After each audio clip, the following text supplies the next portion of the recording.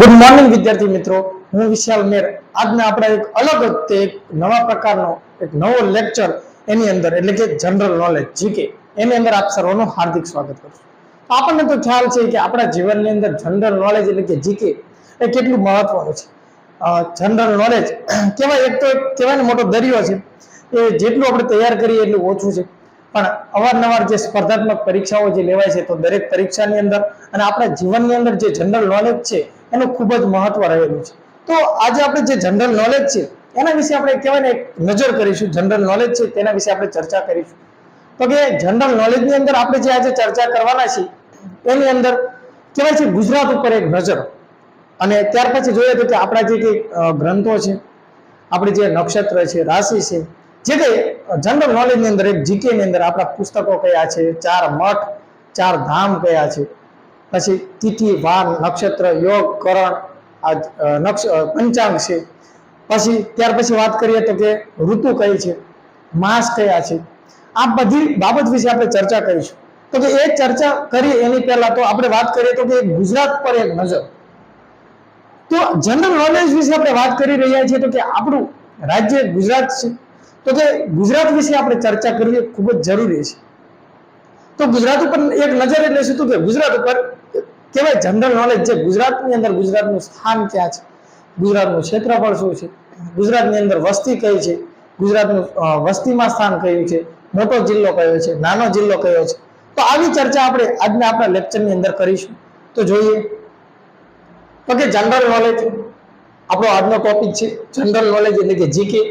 તો કે જનરલ નોલેજની અંદર ગુજરાત પર એક નજર. તો વાત કરીએ તો કે ગુજરાત છે એની સ્થાપના વિશે. તો કે ગુજરાત છે એની સ્થાપના 1 મે 1960 દરમિયાન થઈ. તો આપણને ખ્યાલ છે કે ભારત આપણો દેશ છે અંગ્રેજોના કબજાની અંદર હતો. અંગ્રેજોના કબજા છે, ત્યારબાદ 1947 ના સમયે આપણો દેશ આઝાદ થાય છે. અને આપણો દેશ આઝાદ થયો તો કે આઝાદ થયા બાદ કહેવાય છે મુંબઈ રાજ્ય એનો ભાગ હતો. આપણું ગુજરાત એ મુંબઈ રાજ્યનો ભાગ હતો. તો કે ત્યારબાદ છે ગુજરાતને અલગ કરવા માટે કહેવાય છે તો કે મહાગુજરાત આંદોલન 1956 ના સમયગાળાની અંદર થાય છે. તો કે મહાગુજરાત આંદોલન થાય છે 1956 ની અંદર. મહાગુજરાત જે આંદોલન છે એની શરૂઆત થાય છે અને મહાગુજરાત આંદોલન દરમિયાન 1 મે 1960 નો સમયગાળો આવે છે. તો કે આ જે કહેવાય છે મુંબઈ રાજ્યનો ભાગ હતો આપણું ગુજરાત, એને એક અલગ રાજ્ય તરીકે શું કરવામાં આવે છે તો કે અલગ રાજ્ય કરી દેવામાં આવે છે. તો કે મુંબઈ રાજ્યમાં જે અલગ આપણું ગુજરાત રાજ્ય જ્યારે અલગ થાય છે તો એ સમય હોય છે 1 મે 1960. 1 મે 1960 ના સમયે આપણું જે ગુજરાત રાજ્ય છે એ એક અલગ રાજ્ય તરીકે અસ્તિત્વમાં આવે છે. અલગ રાજ્ય તરીકે અસ્તિત્વની અંદર આવે છે અને અલગ રાજ્ય અસ્તિત્વ થાય છે. તો તે સમયે આપણું જો પાટનગર હોય છે તો કે પાટનગર અમદાવાદ રહે છે. અને વર્તમાનની અંદર આપણને ખ્યાલ છે કે આપણું પાટનગર કયું છે તો કે આપણું પાટનગર એ ગાંધીનગર. આપણું પાટનગર ગાંધીનગર છે. અને 1971 છે ત્યારનો સમયગાળો, તો ત્યારથી આપણું પાટનગર ગાંધીનગર તરીકે અસ્તિત્વમાં છે. ત્યાર પછી આપણે ક્ષેત્રફળની વાત કરીએ તો કે આપણું ગુજરાત છે એનું ક્ષેત્રફળ 1,96,024 એટલે કે 1,96,024 આટલું ક્ષેત્રફળ આપણું ગુજરાત રાજ્ય છે ધરાવે છે. એટલા વિસ્તારની અંદર ફેલાયેલું છે. ભાઈ આપણને એ ખ્યાલ છે કે આપણા ભારત દેશની અંદર 28 રાજ્ય હાલની અંદર 28 રાજ્ય અને 8 કેન્દ્ર શાસિત પ્રદેશ આવેલા છે. તો કે 28 રાજ્યની અંદર આપણું ગુજરાત રાજ્ય આવી જાય છે. તો કે આપણું જે ગુજરાત છે એ કહેવાય છે કે 1,96,024 જેટલું જે ક્ષેત્રફળ છે એટલે વિસ્તાર છે એ ધરાવે છે. ત્યાર પછી વાત કરીએ ગુજરાત છે એનું વિસ્તારમાં સ્થાન. વિસ્તારમાં સ્થાન ભાઈ વિસ્તારમાં સ્થાન એટલે શું તો કે મોટું જે ક્ષેત્રફળ ધરાવતું હોય એવા વિસ્તારની અંદર સ્થાન કરીએ તો કે આપણું ગુજરાત છે 6ઠું સ્થાન ધરાવે છે. આપણું ગુજરાત કેટલામું સ્થાન ધરાવે છે? 6ઠું સ્થાન ધરાવે છે. આપણને ખ્યાલ છે સૌથી મોટું વિસ્તારની અંદર કોઈ રાજ્ય હોય આપણા ભારતની અંદર તો એ રાજસ્થાન છે. રાજસ્થાન વિસ્તારની અંદર સૌથી મોટું રાજ્ય છે. જ્યારે વસ્તીની અંદર વાત કરીએ તો કે વસ્તીની અંદર સૌથી મોટું જો રાજ્ય હોય તો એ કયું છે? ઉત્તર પ્રદેશ છે. ઉત્તર પ્રદેશ એ ભારતની અંદર સૌથી વધારે વસ્તી ધરાવે છે. જ્યારે વિસ્તારની અંદર વાત કરીએ તો કે વિસ્તારની અંદર રાજસ્થાન સૌથી મોટું છે. તો કે એવા વિસ્તારની અંદર આપણું જે ગુજરાત રાજ્ય છે એ 6ઠ્ઠા સ્થાને આવે છે. એટલે કે 28 રાજ્યોમાં જે જોઈએ તો કે 6ઠ્ઠા સ્થાને આપણું ગુજરાત રાજ્ય આવે છે અને સૌથી મોટું વિસ્તારમાં હોય તો કે રાજસ્થાન છે. ત્યાર પછી વસ્તીની અંદર સ્થાન જોઈએ તો કે વસ્તીની અંદર આપણું જે ગુજરાત છે એનું સ્થાન 9મું છે. 9મા ક્રમે વસ્તી ધરાવે છે આપણું. જ્યારે સૌથી વધારે વસ્તી આપણને ધરાવતું આપણને ખ્યાલ છે કે ઉત્તર પ્રદેશ અંદર. ઉત્તર પ્રદેશની વસ્તી એ સૌથી વધારે ભારતના જે રાજ્યો છે કે ભારતના રાજ્યોની અંદર સૌથી વધારે જો વસ્તી ધરાવતું હોય તો એ ઉત્તર પ્રદેશ છે. જ્યારે આપણું ગુજરાત, આપણે અત્યારે ચર્ચા ગુજરાત વિશે કરી રહ્યા છીએ, તો કે ગુજરાત છે એની અંદર વસ્તી કેટલામાં સ્થાને છે? તો કે વસ્તીની અંદર ગુજરાતનું સ્થાન 9મું છે. હવે પ્રથમ પાટનગર, તો કે એના વિશે આપણે વાત કરી તો કે આપણું રાજ્ય 1 મે 1960 ની અંદર અસ્તિત્વમાં આવે છે. તો એ સમયે સૌપ્રથમ જો આપણું પાટનગર કોઈ હોય તો તે અમદાવાદ હતું. અને ત્યાર પછી કહેવાય છે કે 1971 નો એનો સમયગાળો આવે છે. તો કે એ સમયે કહેવાય છે મુખ્યમંત્રી હોય છે હિતેન્દ્રભાઈ દેસાઈ. તો કે હિતેન્દ્રભાઈ દેસાઈ આ મુખ્યમંત્રી હોય છે. તો કે એના સમયગાળાની અંદર કહેવાય છે પાટનગર તરીકે આપણું ગાંધીનગર છે અસ્તિત્વમાં આવે છે અને સમયગાળો હોય છે 1971 નો. પ્રથમ પાટનગર અમદાવાદ. જ્યારે વર્તમાન પાટનગર વિશે આપણે વાત કરીએ તો કે વર્તમાન આપણું પાટનગર કયું છે? ગાંધીનગર છે. ભાઈ આપણું એક અલગ રાજ્ય અસ્તિત્વમાં આવ્યું તો સ્વાભાવિક છે એનું મંત્રીમંડળ પણ હશે. તો મંત્રીમંડળની અંદર તો ઘણા બધા મંત્રીઓ હોય છે ભાઈ, પણ જેની અંદર અગત્યના મંત્રી હોય, પ્રથમ મંત્રી કોણ હતા, પ્રથમ વિપક્ષના નેતા કોણ હતા, પ્રથમ મુખ્યમંત્રી કોણ હતા, પ્રથમ રાજ્યપાલ કોણ હતા, અને પ્રથમ આપણું જે સચિવાલય ક્યાં હતું, તો એના વિશે આપણે પ્રથમ વિધાનસભા ક્યાં હતી એના વિશે જોઈએ તો કે આપણા સૌ પ્રથમ રાજ્યપાલ હોય ગુજરાતના, આ પહેલું એક એટલે શું? તો કે પ્રથમ. તો કે પ્રથમ રાજ્યપાલ આપણા કોણ હતા ગુજરાતના? તો કે મહેંદી નવાઝ જંગ. આ મહેંદી નવાઝ જંગ એ આપણે કહેવાય છે ગુજરાતના પ્રથમ કોણ હતા? રાજ્યપાલ. પ્રથમ રાજ્યપાલ મહેંદી નવાઝ જંગ રહી ચૂકેલા. ત્યાર પછી આગળ વાત કરીએ તો કે પ્રથમ મુખ્યમંત્રી. તો કે પ્રથમ મુખ્યમંત્રી વિશે આપણે વાત કરીએ તો કે જીવરાજ નારાયણ મહેતા. આ જીવરાજ નારાયણ મહેતા એ પ્રથમ મુખ્યમંત્રી હતા. તો વર્તમાનની વિશે વાત કરીએ તો કે વર્તમાનની અંદર તો કે કહેવાય છે બધા ચેન્જ થતા હોય. અત્યારે આપણે રાજ્યપાલ વિશે વાત કરીએ તો કે આચાર્ય દેવવ્રત છે. અત્યારના મુખ્યમંત્રી વિશે વાત કરીએ, આપણા મુખ્યમંત્રી છે તો કે ભૂપેન્દ્રભાઈ પટેલ છે. આ વર્તમાનમાં કહેવાય, પણ એ અવારનવાર કહેવાય છે અવારનવાર છે શું થતું હોય એની અંદર ચેન્જીસ થતું હોય. આ રાજ્યપાલ છે એની નિમણૂક કોણ કરે છે? તો એ પણ આપણને ખ્યાલ છે કે રાજ્યપાલ છે એની નિમણૂક કોણ કરતા હોય છે? રાષ્ટ્રપતિ વિશે વાત કરતા હોય છે. સોરી, રાષ્ટ્રપતિ છે એ રાજ્યપાલની નિમણૂક કરતા હોય છે. અને એ બધી ચર્ચા તો આપણે બંધારણની અંદર કરશું. જ્યારે આ મુખ્યમંત્રી છે તો કે મુખ્યમંત્રી જો પ્રથમ મુખ્યમંત્રી કોઈ રહી ચૂકેલા હોય તો કે જીવરાજ મહેતા. તો આ જીવરાજ મહેતા છે એનું પૂરું નામ ઘણીવાર પરીક્ષાની અંદર પૂછાઈ જાય છે કે જીવરાજ મહેતા એ કહેવાય છે ગુજરાતના પ્રથમ મુખ્યમંત્રી રહી ચૂકેલા. તો કે આ જીવરાજ મહેતા છે એનું પૂરું નામ શું હતું? તો કે જીવરાજ મહેતા છે એનું પૂરું નામ શું હતું? તો કે જીવરાજ નારાયણ મહેતા. આ જીવરાજ નારાયણ મહેતા એ શું હતા? તો કે ગુજરાતના પ્રથમ મુખ્યમંત્રી હતા. ત્યાર પછી વાત કરીએ તો કે પ્રથમ અધ્યક્ષ.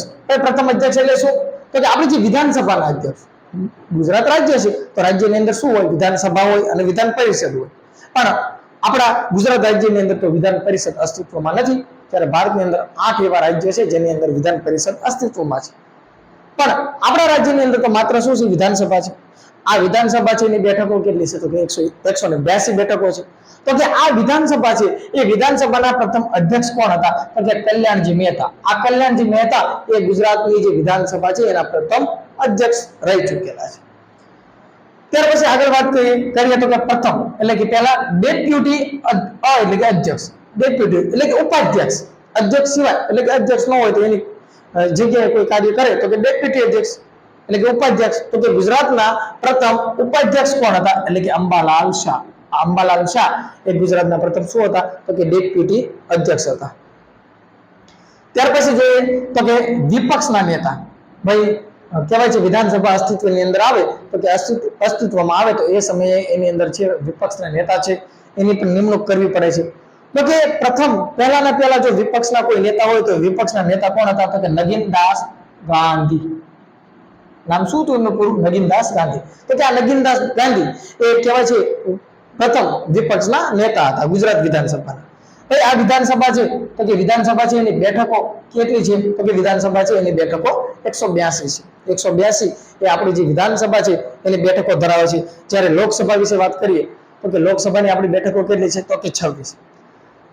આપણું ગુજરાત રાજ્ય એ લોકસભાની 26 બેઠકો ધરાવે છે. જ્યારે રાજ્યસભા વિશે વાત કરીએ તો કે રાજ્યસભાની 11 બેઠકો એ આપણું ગુજરાત ધરાવે છે. સૌથી વધારે બેઠકો જો ધરાવતું હોય લોકસભાની છે, રાજ્યસભાની, તો ઉત્તર પ્રદેશ ધરાવે છે. કારણ કે ઉત્તર પ્રદેશની અંદર વસ્તી પણ એટલા પ્રમાણમાં છે. વિધાનસભાની બેઠકો તો કે 182 છે. હવે પહેલી બેઠક આપણી આ વિધાનસભા અસ્તિત્વમાં આવ્યું કહેવાય છે 1 મે 1960 ની અંદર ગુજરાત રાજ્ય અસ્તિત્વમાં આવ્યું. રાજ્ય અસ્તિત્વમાં આવ્યું તો કે સ્વાભાવિક છે કે વિધાનસભાની રચના કરવી પડશે. તો કે આપણી પહેલી જે વિધાનસભા છે એ ક્યાં મળી? વિધાનસભાની જે બેઠક મળે સૌથી પહેલા ક્યાં મળી? તો કે આપણી જે સિવિલ હોસ્પિટલ છે અમદાવાદની અંદર, તો કે ત્યાં પ્રથમ વિધાનસભા છે કાર્યરત કરવામાં આવેલી. તો કે પ્રથમ બેઠક હોય તો કે હોસ્પિટલ, ભાઈ હોસ્પિટલ એટલે કે તો કે અમદાવાદ સિવિલ હોસ્પિટલ. ત્યાર પછી વાત કરીએ તો કે પ્રથમ સચિવાલય, તો પ્રથમ સચિવાલય એ પોલિટેકનિક કોલેજ આંબાવાડી. આંબાવાડી તમે નામ તો સાંભળ્યું છે અમદાવાદની અંદર. તો કે આપણું પ્રથમ જે સચિવાલય છે, પ્રથમ જે સચિવાલય છે એ ક્યાં મળેલું? તો કે કહેવાય છે પોલિટેકનિક કોલેજ અને આંબાવાડી વિસ્તાર અમદાવાદ, ત્યાં આપણું પ્રથમ સચિવાલય છે કાર્યરત કરવામાં આવેલું. ત્યાર પછી જોઈએ તો કે આપણને ક્યાં છે વર્તમાન વિધાનસભા, આપણી વર્તમાન જે વિધાનસભા છે ક્યાં કાર્યરત છે? તો કે ગાંધીનગરની અંદર કહેવાય છે વિઠ્ઠલભાઈ પટેલ વિધાનસભા. આપણી જે વિધાનસભા છે એનું નામ કોના ઉપરથી છે? તો કે વિઠ્ઠલભાઈ પટેલ. હવે આ વિઠ્ઠલભાઈ પટેલ કોણ હતા? તો આપણને ખ્યાલ છે આપણા સરદાર વલ્લભભાઈ પટેલ એમના ભાઈ એટલે કે વિઠ્ઠલભાઈ પટેલ. અને વિઠ્ઠલભાઈ પટેલ છે એમના નામ ઉપરથી જે આપણી વિધાનસભા છે એનું નામ રાખવામાં આવ્યું છે અને આપણી વિધાનસભા ગાંધીનગરની અંદર આવેલી છે. હવે લોકસભા, આપણે ગુજરાતની અંદર લોકસભા છે એની કેટલી બેઠકો છે? તો કે લોકસભા છે એની 26 બેઠકો કાર્યરત કરવામાં આવી છે. લોકસભાની બેઠકો કેટલી છે? 26. ત્યારે રાજ્યસભા, કેન્દ્રની અંદર શું હોય? તો કે લોકસભા અને રાજ્યસભા આ બે વસ્તુ અસ્તિત્વમાં હોય. એ લોકસભા છે નીચલું ગૃહ છે, જ્યારે રાજ્યસભા છે કયું ગૃહ છે? રાજ્યસભા ઉપલું ગૃહ છે. હવે લોકસભા છે દર 5 વર્ષે બરખાસ્ત થઈ જાય. દર 5 વર્ષનો સમયગાળો આવે તો કે લોકસભા છે એની નવી રચના કરવી પડે છે. જ્યારે રાજ્યસભા છે વિદ્યાર્થી મિત્રો યાદ રાખજો, રાજ્યસભા છે ક્યારેય બરખાસ્ત થતો નથી. હા, એના સભ્યો નિવૃત્ત થાય છે, પણ રાજ્યસભા છે એ ક્યારેય ભંગ થતું નથી, એને ક્યારેય બરખાસ્ત કરવામાં આવતું નથી. એવું રાજ્યની અંદર હોય વિધાનસભા અને વિધાન પરિષદ. તો વિધાનસભા છે એ દર 5 વર્ષ સુધી હોય, એના સભ્યો છે એનો કાર્યકાળ 5 વર્ષનો હોય. કેન્દ્રની અંદર લોકસભા છે તો કે લોકસભાના સભ્યો છે એનો કાર્યકાળ 5 વર્ષનો હોય. જ્યારે રાજ્યસભા છે એના સભ્યોનો કાર્યકાળ 6 વર્ષનો હોય છે, એ ક્યારેય ભંગ થતું નથી. દર 2 વર્ષે શું થાય છે? તો કે ત્રીજા ભાગના સભ્યો નિવૃત્ત થાય છે અને એટલે સભ્યો ફરીવાર આવતા હોય. એવું રાજ્યની અંદર વિધાન પરિષદ છે તો કે વિધાન પરિષદની અંદર દર 2 વર્ષે ત્રીજા ભાગના સભ્યો નિવૃત્ત થાય અને એટલે આવે. તો એ સંખ્યા કાયમ ચાલુ રહેશે. એટલે વિધાન પરિષદ અને રાજ્યસભા એ ક્યારેય બરખાસ્ત થતું નથી. તો કે આ રાજ્યસભા છે એની અંદર આપણે ગુજરાતની કેટલી સીટો છે? તો કે ગુજરાતની સીટો હોય તો કે 11 સીટો અસ્તિત્વમાં છે. એ પંચાયતી રાજ, તો કે પંચાયતી રાજ છે એની શરૂઆત ગુજરાતની અંદર ક્યારે થઈ? તો કે 1 એપ્રિલ 1963 ની અંદર. ભાઈ આપણે ખબર છે આપણને પંચાયતી રાજની શરૂઆત આપણે રાજસ્થાન રાજ્ય અને રાજસ્થાન રાજ્યની અંદર નાગોર જિલ્લો એની અંદર 1959 નો સમયગાળો હોય છે. 1959 ત્યારે રાજસ્થાનની અંદર નાગોર જિલ્લો છે ત્યાં આગળ શું થાય છે? તો કે પંચાયતી રાજની શરૂઆત થાય છે અને એક પંચાયતી રાજ આપણા ગુજરાતની અંદર અસ્તિત્વમાં આવે તો કે એ સમયગાળો હતો તો કે 1 એપ્રિલ 1963. ત્યારે ગુજરાતની અંદર પંચાયતી રાજ અસ્તિત્વમાં આવેલું છે.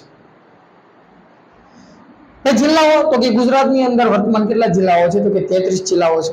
ગુજરાતની અંદર વર્તમાન કેટલા જિલ્લાઓ છે? તો કે 33 જિલ્લાઓ અસ્તિત્વમાં છે. તાલુકાઓ વિશે વાત કરીએ તો કે ગુજરાતની અંદર 252 જેટલા તાલુકાઓ અસ્તિત્વની અંદર છે. ભાઈ અવારનવાર આ સંખ્યાની અંદર શું થાય? થોડો ઘણો બદલાવ થાય કે અમુક એવા શહેરો હોય તો કે એને શું કરવામાં આવે? તાલુકાઓ જાહેર કરવામાં આવે. પણ વર્તમાનની અંદર અત્યારે કહેવાય તો કે 252 જેટલા તાલુકાઓ આપણા ગુજરાતની અંદર અસ્તિત્વમાં છે. ત્યાર પછી વાત કરીએ તો કે ગુજરાતની અંદર મેન ભાષા ગુજરાતી છે, પણ જ્યારે આપણા રાષ્ટ્રની ભાષા હિન્દી છે આપણને ખ્યાલ છે. તો કે ગુજરાતી સિવાય પણ અન્ય ભાષાઓ બોલાય છે કે ભાઈ હિન્દી છે, ગુજરાતી છે, અંગ્રેજી છે, બહુ ઓછા પ્રમાણમાં. ભાઈ એમ નથી કહેતો અંગ્રેજી બોલાય છે, પણ બહુ ઓછા પ્રમાણની અંદર બોલાય છે. પણ જ્યારે આપણે રાજ્ય ભાષા વિશે વાત કરવામાં આવે તો આપણી રાજ્ય ભાષા કઈ છે? ગુજરાતી. જ્યારે રાષ્ટ્રીય ભાષા કઈ છે? તો કે હિન્દી. આપણી રાષ્ટ્રીય ભાષા કઈ છે? હિન્દી. પણ જ્યારે રાજ્ય ભાષા ગુજરાતી. ત્યાર પછી મુખ્ય ધર્મ, તો કે આપણા ભારત દેશની અંદર વાત કરીએ તો કે આપણા ભારત છે ને, ભારત અનેક ધર્મ ધરાવે છે. ભારતની અંદર દરેક ધર્મના લોકો વસે છે. શીખ, ઈસાઈ, ખ્રિસ્ત, હિન્દુ, મુસ્લિમ, પારસી, દરેક ધર્મના લોકો ભારતની અંદર વસે છે. તો કે આપણા ભારતની અંદર આ લોકો વસે છે એની અંદરથી આપણા ગુજરાતની અંદર કહીએ તો કે મુખ્ય ધર્મ કયા છે ગુજરાતની અંદર? તો કે મુખ્ય ધર્મ કહીએ તો કે હિન્દુ ધર્મ છે, પછી ઇસ્લામ ધર્મ છે, જૈન ધર્મના લોકો છે. તો કે આ લોકો હિન્દુ છે, ઇસ્લામ છે, જૈન, આ લોકોની સંખ્યા આપણા ગુજરાત રાજ્યની અંદર વધારે પડતી જોવા મળે છે. અમુક બીજા ધર્મના જે લોકો છે તો એ લોકોની વસ્તી પણ હોય, પણ એ લોકોની વસ્તી બહુ ઓછા પ્રમાણની અંદર હોય. જ્યારે ગુજરાતની અંદર સૌથી વધારે જો વસ્તી જોવા મળતી હોય તો હિન્દુ, ઇસ્લામ અને જૈન આ ધર્મના લોકોની વસ્તી આપણને વધારે પ્રમાણમાં જોવા મળે છે. ત્યાર પછી વાત કરીએ તો કે ગુજરાતની અંદર સાક્ષરતા દર છે એ 78% જેટલો જોવા મળે છે. સાક્ષરતા એટલે તો ખ્યાલ હશે. સાક્ષરતા એટલે શું? તો કે ભણેલ વ્યક્તિ કહેવાય છે. સાક્ષરતા વિશેની ડેફિનેશન એવી થાય છે કે 7 વર્ષ કે તેનાથી વધારે ઉંમરનો વ્યક્તિ હોય એ કોઈ પણ એક ભાષા સમજી શકે, વાંચી શકે અને લખી શકે અને સાક્ષર કહેવાય. શું મેં કીધું કે 7 વર્ષ કે તેનાથી વધારે ઉંમરનો કોઈ વ્યક્તિ હોય એ કોઈ પણ એક હોય તો ચાલે, વધારે હોય તો ચાલે. ભાઈ વધારે ભલે ગમે એટલી ભાષા હોય તો ચાલે. તો કે કોઈ પણ એક ભાષા સમજી શકે છે, વાંચી શકે અને ભાષા પોતે લખી શકે તો એ વ્યક્તિ શું કહેવાય? સાક્ષર કહેવામાં આવે. તો કે આપણા ગુજરાતની અંદર સાક્ષરતા વિશેનો વાત કરવામાં આવે તો સાક્ષરતા છે એ 78% જેટલું છે. અને ખ્યાલ છે કે આપણે સાક્ષર નગરી એટલે કે નડિયાદ કહેવામાં આવે છે. નડિયાદને શું કહેવામાં આવે છે? સાક્ષર નગરી. ત્યાર પછી વાત કરીએ તો કે રાજ્ય પક્ષી. તો કે રાજ્ય પક્ષી એટલે કે સુરખાબ કયો અથવા તો ફ્લેમિંગો એ પક્ષી છે. આપણું રાજ્ય પક્ષી કયું છે તો કે સુરખાબ અથવા તો ફ્લેમિંગો કયો. ત્યારે આપણને ખ્યાલ હશે કે આપણા ભારતનું રાષ્ટ્રીય પક્ષી કયું છે તો કે રાષ્ટ્રીય પક્ષી મોર. એ આપણા દેશનું છે. જ્યારે રાજ્ય વિશે આપણે રાજ્ય પક્ષીની વાત કરતા હોય તો કે એ સુરખાબ કહેવાય, ફ્લેમિંગો કહેવાય. ત્યાર પછી વાત કરીએ તો કે રાજ્ય વૃક્ષ. તો કે આપણું રાજ્ય વૃક્ષ એ આંબો છે. એ આંબો, કેરીઓ બધાની ફેવરેટ વસ્તુ. તો રાજ્ય વૃક્ષ ગુજરાતનું કયું છે? આંબો. જ્યારે રાષ્ટ્રીય વૃક્ષ તો આપણને બધાને ખ્યાલ છે કે વડ છે. ભાઈ એને પવિત્ર ગણી આપણે પૂજીએ છીએ. આપણે ભારત દેશ છે એ કહેવાય છે ભારત દેશના અંદર લોકો કહેવાય છે આ વડ છે એને પવિત્ર માની અને પૂજવામાં આવે છે. તો કે રાષ્ટ્રીય વૃક્ષ કયું છે તો કે વડ.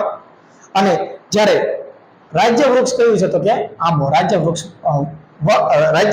આંબો, ત્યારે રાષ્ટ્રીય વૃક્ષ કયું છે તો કે વડ. ત્યાર પછી વાત કરીએ રાજ્ય ગીત. તો કે રાજ્ય ગીત તો કે જય જય ગરવી ગુજરાત. આ જય જય ગરવી ગુજરાત એ આપણું શું છે? રાજ્ય ગીત છે. ત્યારે રાષ્ટ્રીય ગીત તો આપણું વંદે માતરમ. વંદે માતરમ જે બંકિમચંદ્ર ચટ્ટોપાધ્યાયે રચના કરેલી અને એ વંદે માતરમ એ આપણું શું છે? રાષ્ટ્રીય ગીત છે. રાષ્ટ્રીય ગાન કયું છે તો કે જનગણ મન. જનગણ મન એની રચના રવિન્દ્રનાથ ટાગોરે કરેલી અને આ ગીતનો સ્વીકાર આપણા બંધારણની અંદર કરવામાં આવેલો છે. 24 જાન્યુઆરી 1950 નો સમયગાળો છે ત્યારે આ બંને ગીત છે એને કહેવાય છે કે રાષ્ટ્રીય ગીત અને રાજ્ય ગીત તરીકે બંધારણની અંદર સ્થાન આપવામાં આવેલું છે. રાજ્ય ગીત જય જય ગરવી ગુજરાત. પછી રમત વિશે વાત કરીએ તો કે આપણી રાજ્ય રમત કઈ છે તો કે ભાઈ કબડ્ડી છે, ક્રિકેટ છે. દેશની રાષ્ટ્રીય રમત કઈ છે તો કે હોકી. ખ્યાલ છે રાષ્ટ્રીય રમત હોકી છે, ક્રિકેટ છે. કહેવાય છે કે રાજ્ય રમત છે એ કબડ્ડી છે પણ સૌથી વધારે લોકચાહના તો ક્રિકેટને મળે છે. બધાને ખ્યાલ છે કે ક્રિકેટના દરેક દીવાના હોય છે. ભાઈ કબડ્ડી છે, હોકી છે, નથી એવું નહીં. એ ભાઈ છે તે રમત જ છે આપણે, પણ સૌથી વધારે કહેવાય છે લોકચાહના આપણને ખ્યાલ છે બધાને કે ક્રિકેટ મેળવે છે. આંતરરાષ્ટ્રીય હવાઈ મથક. આંતરરાષ્ટ્રીય હવાઈ મથક એટલે કે આંતરરાષ્ટ્રીય હવાઈ મથક એટલે કે ઇન્ટરનેશનલ એરપોર્ટ. તો કે ઇન્ટરનેશનલ એરપોર્ટ એ વડોદરા છે, અમદાવાદ છે, એ અત્યારે હાલની અંદર કાર્યરત છે. આ બંને આંતરરાષ્ટ્રીય હવાઈ મથક છે. ત્યારે બાકીના જે કઈ હવાઈ મથકો છે બીજા જે કઈ આવેલા છે એટલે ડોમેસ્ટિક છે. આંતરરાજ્ય છે, આંતરરાજ્ય વિમાન મથકો છે અન્ય છે. જ્યારે આંતરરાષ્ટ્રીય હવાઈ મથક હોય તો એ વડોદરા અને અમદાવાદ છે. અને આ અમદાવાદ છે એ કહેવાય છે 26 જાન્યુઆરી 1950 નો જેનો સમયગાળો હોય છે તો એ સમયે શું કહેવાય છે કે આંતરરાષ્ટ્રીય હવાઈ મથક તરીકે એને શું કર્યું માન્યતા મળેલી છે. ત્યાર પછી જોઈએ તો કે ઉત્તર અને દક્ષિણ. હવે ઉત્તર દક્ષિણ આપણું ગુજરાત રાજ્ય છે એની ઉત્તર અને દક્ષિણ લંબાઈ કેટલી છે તો કે ઉત્તર દક્ષિણ લંબાઈ છે 590 કિલોમીટર જેટલી એની લંબાઈ છે.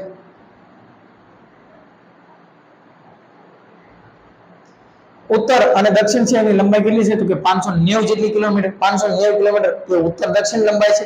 જ્યારે કહીએ તો કે પૂર્વ પશ્ચિમ જો કોઈ લંબાઈ અથવા તો પહોળાઈ હોય એ 500 કિલોમીટર છે. એટલે કે પૂર્વ પશ્ચિમ છે એની લંબાઈ 500 કિલોમીટર અને જ્યારે ઉત્તર દક્ષિણ છે એની લંબાઈ વધારે ધરાવે છે એટલે કે 590 કિલોમીટર. ત્યાર પછી જોઈએ તો કે અખાત. તો કે અખાત ભાઈ ગુજરાતની અંદર કેટલા અખાત આવેલા છે તો કે ગુજરાતની અંદર 2 અખાત આવેલા છે. એક કચ્છનો અખાત છે અને એક ખંભાતનો અખાત છે. કચ્છનો અને ખંભાતનો આ 2 અખાત આપણા ગુજરાતની અંદર આવેલા છે. ત્યાર પછી કઈ વાત કરીએ તો કે દરિયા કિનારો. એ દરિયા કિનારા વિશે વાત કરીએ તો કે ગુજરાત એ 1600 કિલોમીટર જેટલો દરિયા કિનારો ધરાવે છે. હવે આપણો ભારત દેશ છે એ આપણો ભારત દેશ 7516 કિલોમીટર. આપણો ભારત દેશ 7,516 કિલોમીટર જેટલો લાંબો દરિયા કિનારો ધરાવે છે. હવે એમાંથી કહેવાય છે 1600 કિલોમીટર દરિયા કિનારો તો આપણું ગુજરાત ધરાવે છે ભાઈ. 1600 કિલોમીટર દરિયા કિનારો આપણું ગુજરાત ધરાવે છે, એટલે કે કહેવાય ને કે 28% જેટલો દરિયા કિનારો એ આપણું ગુજરાત ધરાવે છે. અને દરિયા કિનારો ધરાવવાની અંદર કહેવાય તો કે ગુજરાત છે એ આખા ભારત દેશની અંદર પ્રથમ ક્રમે આવે છે. અને દરિયા કિનારો વધારે ધરાવે છે, એટલે કે ગુજરાતની અંદરથી કહેવાય તો કે મીઠું એ સૌથી વધારે ઉત્પાદન કરતું હોય તો આપણું ગુજરાત રાજ્ય 78% જેટલું કહેવાય છે કે મીઠાનું ઉત્પાદન એ આપણું ગુજરાત રાજ્ય કરે છે. દેશની અંદર સ્થાન આપણું ગુજરાત છે તો કે દેશની અંદર કઈ બાજુએ સ્થાન આવેલું છે? પૂર્વ, પશ્ચિમ, ઉત્તર કે દક્ષિણ? તો કે આપણું ગુજરાત છે એનું સ્થાન દેશની અંદર પશ્ચિમ દિશાએ આવેલું છે. અને પશ્ચિમ દિશાએ અંતિમ બિંદુ કયું કહેવાય છે? તો કે સિર ક્રીક. સિર ક્રીક એટલે કે કચ્છની અંદર આવેલું છે, એને અંતિમ બિંદુ કહેવામાં આવે છે. ગુજરાતની અંદર વિસ્તારમાં મોટો જિલ્લો તો કે વિસ્તારની અંદર મોટો જિલ્લો કચ્છ. જેમ ભારતની અંદર રાજ્યો આવેલા છે તો કે રાજ્યોની અંદર કહેવાય છે સૌથી મોટું વિસ્તારની અંદર રાજ્ય રાજસ્થાન છે, એમ કહેવાય છે ગુજરાતની અંદર કહેવાય છે મોટા મોટો જિલ્લો કોઈ હોય તો એ કચ્છ. કચ્છ સૌથી વધારે વિસ્તાર ધરાવે. હવે 27,200 ચોરસ કિલોમીટર જેટલું તો એક માત્ર રણ ધરાવે છે. કચ્છનું નાનું રણ અને મોટું રણ. કચ્છ વિશે તો આપણને ખ્યાલ છે કે કચ્છની અંદર ખદીર, પશ્ચિમ, ખાવડા, બેલા આવા પ્રકારના બેટ આવેલા છે. કચ્છની અંદર નાનું રણ, મોટું રણ આવેલું છે. એની અંદર ફ્લેમિંગો એટલે કે પક્ષી આપણને ફ્લેમિંગો, પછી ઘુડખર એટલે કે જંગલી ગધાડા આપણને જોવા મળે છે. એ કચ્છ જિલ્લો છે તો કે એને નદીઓનો જિલ્લો કહેવામાં આવે છે. નદીઓનો જિલ્લો કહેવામાં આવે છે. ગુજરાતની અંદર 185 જેટલી નદીઓ આવેલી છે, એની અંદરથી માત્ર કહેવાય ને 97 જેટલી નદીઓ તો કચ્છની અંદર આવેલી છે. કચ્છની અંદર કહેવાય છે આ નદીઓ સૌથી વધારે આવેલી છે, એટલે કચ્છ જિલ્લો છે ને નદીઓનો જિલ્લો કહેવામાં આવે છે. કચ્છ જિલ્લો છે તો એની અંદર સૌથી વધારે ઠંડી પડે છે. કચ્છની અંદર નલિયા વિસ્તાર છે તો કે અહીંયા સૌથી વધારે ઠંડી પડે છે. ભાઈ નારાયણ સરોવર 5 પવિત્ર સરોવર છે, એની અંદરથી નારાયણ સરોવર જે પવિત્ર સરોવર છે કચ્છની અંદર આવેલું છે. કંદકોટના ડુંગરો આવેલા છે. જ્યારે ભીમદેવ સોલંકી મોહમ્મદ ગજનીએ જ્યારે આક્રમણ કરેલું તો કે એ સમયે ભીમદેવ સોલંકી છે કચ્છના ડુંગરની અંદર કંદકોટનો ડુંગર છે ત્યાં સંતાયો હતો. એ માતાનો મઢ એ કચ્છની અંદર આવેલો છે. રુદ્રમાતા બંધ ખારી નદી ઉપર કચ્છની અંદર આવેલો છે. ભાઈ કચ્છની અંદર કહેવાય છે ધોળાવીરા વિસ્તાર. ધોળાવીરા એ કચ્છની અંદર આવેલું છે, જેને વર્લ્ડ હેરિટેજ સાઇટની અંદર સ્થાન મળેલું છે. તો કે કચ્છની અંદર ઘણી બધી એવો વિસ્તાર કચ્છની અંદર રણોત્સવ ઉજવાય છે ગોરાડો ખાતે. ત્યાર પછી વાત કરીએ તો કે વસ્તીમાં મોટો જિલ્લો. વસ્તીમાં મોટો જિલ્લો આપણા ગુજરાતની અંદર હોય તો કે અમદાવાદ. અમદાવાદ એ ગુજરાતની અંદર વસ્તીમાં સૌથી મોટો જિલ્લો છે. સૌથી વધારે વસ્તી ગુજરાતની અંદર ધરાવતો હોય તો અમદાવાદ છે. જ્યારે વસ્તીની અંદર ઓછી સંખ્યા ધરાવતો હોય કોઈ જિલ્લો હોય તો ડાંગ છે. ડાંગ વિસ્તારની અંદર પણ નાનો છે, અને જ્યારે વિસ્તારની અંદર મોટો જિલ્લો હોય તો કયો છે? તો કે કચ્છ છે. વિસ્તારમાં નાનો જિલ્લો તો કે વિસ્તારની અંદર તમે નાનો જિલ્લો કહો તો એ ડાંગ આવશે, અને વસ્તીમાં પણ નાનો જિલ્લો કહો તો એ પણ શું આવશે? ડાંગ. એટલે વિસ્તાર અને વસ્તીની અંદર નાનો જિલ્લો આવતો હોય તો ડાંગ છે. વસ્તી ગીચતા. ભાઈ વસ્તી ગીચતા દર ચોરસ કિલોમીટર માપવામાં આવે છે. ભાઈ વસ્તી ગીચતા સૌથી વધારે ક્યાં છે? તો કે સુરતની અંદર સૌથી વધારે વસ્તી ગીચતા જોવા મળે. સુરતની અંદર સૌથી વધારે વસ્તી ગીચતા જોવા મળે છે, જ્યારે સૌથી ઓછી વસ્તી ગીચતા આપણને કચ્છની અંદર જોવા મળે છે. કારણ કે અહીંયા કને વિસ્તાર કેવો છે? મોટો, એટલે અહીંયા વસ્તી ગીચતા ઓછી છે, જ્યારે સુરતની અંદર વસ્તી ગીચતા વધારે છે. તો કે વધુ વસ્તી ગીચતા તો કે સુરતની અંદર આવેલી છે, જ્યારે ઓછી વસ્તી ગીચતા વિશે વાત કરીએ તો ક્યાં આવેલું છે? કચ્છની અંદર આવેલું છે. સૌથી વધારે ભેજવાળા જંગલો કયા જિલ્લાની અંદર આવેલા છે? તો સૌથી વધારે ભેજવાળા જંગલો છે એ ડાંગ અને સુરત જિલ્લાની અંદર આવેલા છે. ડાંગ અને સુરત જિલ્લાની અંદર સૌથી વધારે ભેજવાળા જંગલો આવેલા છે. ડાંગ છે, સુરત છે, એની અંદર સૌથી વધારે ભેજવાળા જંગલો આવેલા છે. ભાઈ આપણું ગુજરાત તો કે ગુજરાતની અંદર નદીઓ, એની અંદર નર્મદા નદી કહેવાય છે ગુજરાતની જીવાદોરી. તો કે આ નર્મદા નદી એ કહેવાય છે મધ્યપ્રદેશથી પસાર થઈ આપણા ગુજરાતની અંદર આવે છે. ગુજરાતની અંદર સાબરમતી જેવી નદી વહે છે. મચ્છુ નદી પણ ગુજરાતની અંદર મોરબી જિલ્લાની અંદર વહે છે. તો કે એની અંદર 1979 નો સમયગાળો હોય છે, જ્યારે કહેવાય છે કચ્છની અંદર મચ્છુ નદી છે એની અંદર હોનારત થયેલું. ભાઈ એ સમયગાળો બાબુભાઈ મુખ્યમંત્રી હતા, બાબુભાઈ પટેલ મુખ્યમંત્રી હતા. વધુ નદી તો કે વધુ નદી ક્યાં આવેલી છે? કચ્છની અંદર 97 જેટલી નદી આવેલી છે. ભારતની અંદર ગુજરાતની અંદર કહેવાય છે તો કે 185 જેટલી નદીઓ આવેલી છે. તો કે એની અંદરથી સૌથી વધારે જે નદીઓ હોય તો કે કચ્છ જિલ્લાની અંદર આવેલી છે. ઓછો વરસાદ, સૌથી ઓછો વરસાદ ક્યાં પડે છે? કચ્છની અંદર પડે છે. આપણા કચ્છની અંદર સૌથી ઓછો વરસાદ પડે છે. જ્યારે સૌથી વધુ વરસાદ ગુજરાતની અંદર ક્યાં પડે છે? તો કે સૌથી વધારે વરસાદ ગુજરાતની અંદર વલસાડ જિલ્લાની અંદર કપરાડા અથવા તો ધર્મશાળા, કપરાડા કહેવાય છે અથવા તો ધર્મશાળા એવું નામ છે. તો કે આ કપરાડાની અંદર ધર્મશાળા છે, ત્યાં કને શું થાય છે કે સૌથી વધારે વરસાદ પડે. ભાઈ ધર્મશાળા એટલે કે હું ઉત્તરાખંડની વાત નથી કરતો, આપણે ગુજરાતની વાત કરું છું. ત્યાં કને ગુજરાતની અંદર સૌથી વધારે વરસાદ પડે છે અને સૌથી વધારે વરસાદ પડે છે એટલે એને શું કહેવામાં આવે છે? ગુજરાતનું ચેરાપુંજી કહેવામાં આવે છે કપરાડા. સૌથી વધારે વરસાદ પડતો હોવાથી. ભાઈ આ વલસાડ, તો કે વલસાડ જિલ્લાની અંદર સૌથી વધારે હાપુસ કેરીઓ થાય છે. ગુજરાતની અંદર કેરીઓ માટે વધારે ફેમસ જાણીતું હોય તો કે ગીર સોમનાથ અને વલસાડ. ગીર સોમનાથની અંદર તાલાલા છે એની કેસર કેરી, અને જ્યારે વલસાડ છે એની વાત કરીએ તો કે વલસાડની હાપુસ કેરી. ગુજરાતની અંદર પ્રથમ સૂર્યોદય થતો હોય તો કે ગુજરાતની અંદર પ્રથમ સૂર્યોદય દાહોદ જિલ્લાની અંદર થાય છે. ભાઈ દાહોદ જિલ્લો આપણને ખ્યાલ છે, મુઘલ બાદશાહ બાબર, હુમાયુ, અકબર, જહાંગીર, શાહજહાન, ઔરંગઝેબ, એમાંનો જે ઔરંગઝેબ છે, ધર્મજનની શાસક ઔરંગઝેબ, તો કે આ ઔરંગઝેબ છે એનો જન્મ ક્યાં થયો? દાહોદની અંદર થયેલો. અને બીજું એવા બે શાસકો હતા, એને જન્મ ગુજરાતની અંદર થયેલો. એક કહેવાય છે સિદ્ધાર્થ જયસિંહ, એનો જન્મ બનાસકાંઠાના પાલનપુરની અંદર, અને એક ઔરંગઝેબ, તો કે ઔરંગઝેબ છે એનો જન્મ દાહોદની અંદર થયેલો. ત્યાર પછી વાત કરીએ તો કે શ્વેત ક્રાંતિનું મુખ્ય મથક તો કે આણંદ.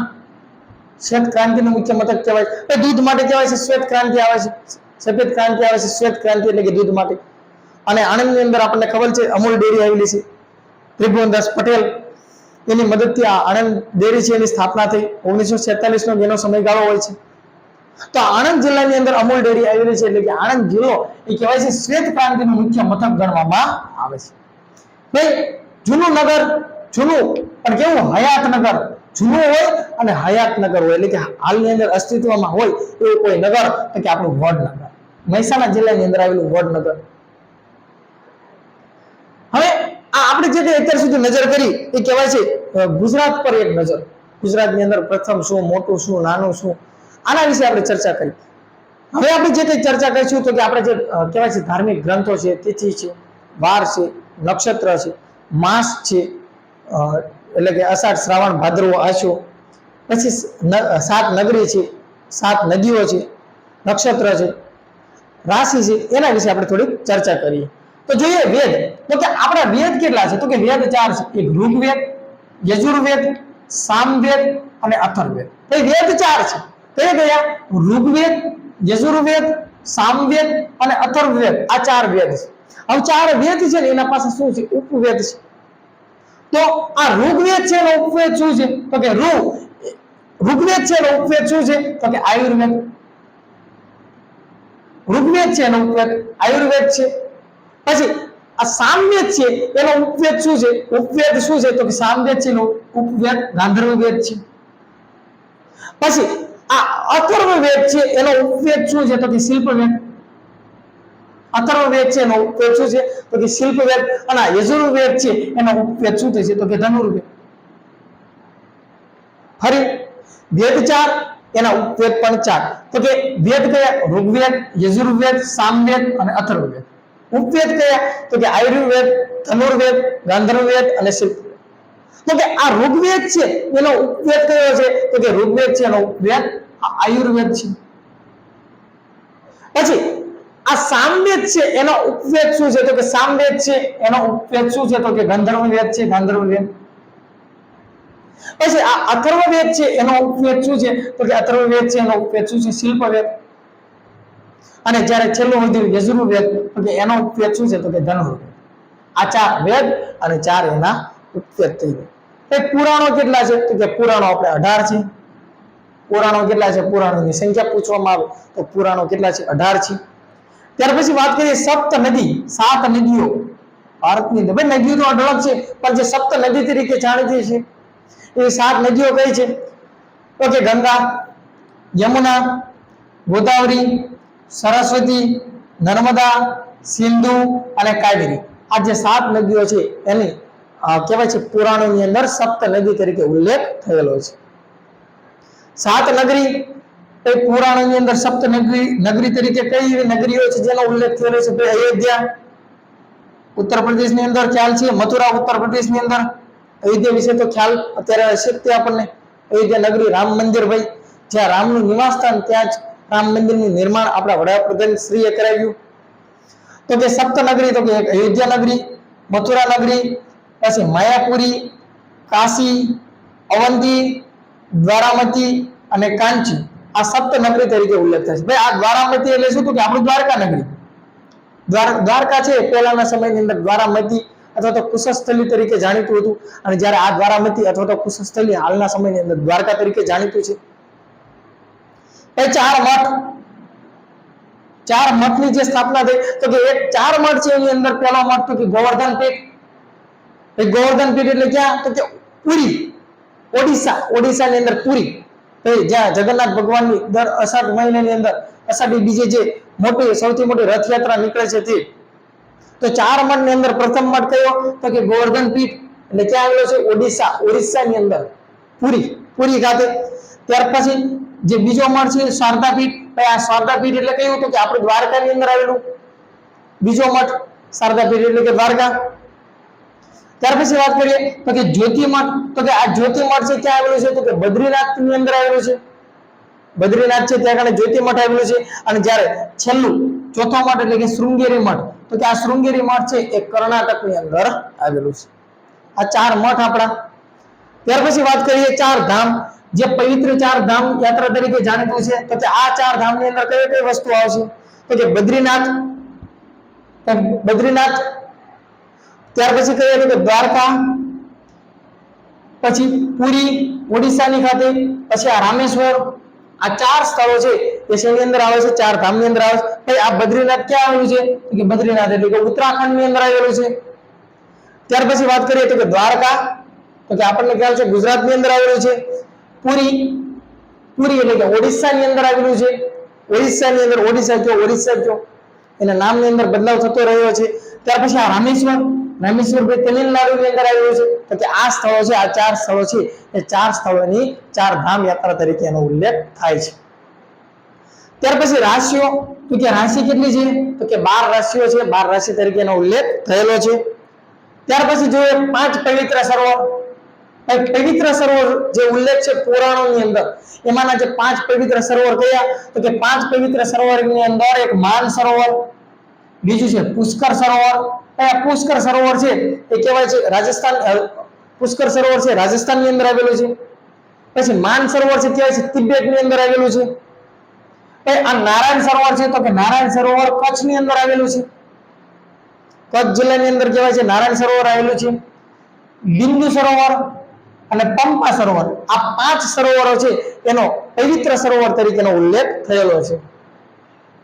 ત્યાર પછી જોઈએ નક્ષત્ર, તો કે નક્ષત્રો છે એની સંખ્યા કેટલી છે? 27 એ નક્ષત્રોની સંખ્યા છે. ત્યાર પછી જોઈએ તો કે પંચાંગની અંદર આવે, તો કે પંચાંગની અંદર તિથિ, વાર, નક્ષત્ર, યોગ અને કરણ, આ વસ્તુ છે એની અંદર આવશે. પંચાંગની અંદર આવશે તો કે પંચાંગની અંદર તિથિ છે, વાર છે, પછી નક્ષત્ર છે, યોગ અને કરણ, આ 5 વસ્તુ છે એને પંચાંગ તરીકે ઓળખવામાં આવે છે. આ 5 વસ્તુ મળે એટલે પંચાંગ, 5 અંગ, પંચાંગ એટલે શું? તો કે 5 અંગ. તો કે જો 5 અંગ કયા? તો કે તિથિ, બીજું વાર, ત્રીજું નક્ષત્ર, ચોથું યોગ અને પાંચમું કરણ. તો કે 5 વસ્તુ મળે એટલે કે 5 અંગ બને પંચાંગ. ત્યાર પછી જોઈએ તો કે ચોઘડિયા, તો કે ચોઘડિયા કયા છે? તો કે ચોઘડિયાની અંદર ચલ, શુભ, લાભ, ઉદ્વેગ, કાળ, અમૃત અને રોગ. તો કે આ કહેવાય છે 7 ચોઘડિયા છે. ચલ, શુભ, લાભ, ઉદ્વેગ, કાળ, અમૃત અને રોગ, આ 7 ચોઘડિયા છે. ત્યાર પછી વાત કરીએ તો કે 4 માસ. ભાઈ 4 માસ તરીકે કયા માસનો ઉલ્લેખ છે? તો કે અષાઢ, શ્રાવણ, ભાદરવો અને આસો. આ 4 માસ છે એને ચાતુર્માસ તરીકેનો ઉલ્લેખ થાય છે. તો કે અષાઢ, શ્રાવણ, ભાદરવો અને આસો, આ 4 માસ છે. ત્યાર પછી જોઈએ તો કે યોગના અંગો, યમ, નિયમ, આસન, પ્રાણાયામ, પ્રત્યાહાર, ધ્યાન, ધારણા અને સમાધિ, આ યોગના 8 અંગ છે. ભાઈ યોગના અંગ કહેવાય છે આ 1 2 3 4 5 6 7 ને 8 યોગના અંગ કેટલા છે? તો કે 8 છે.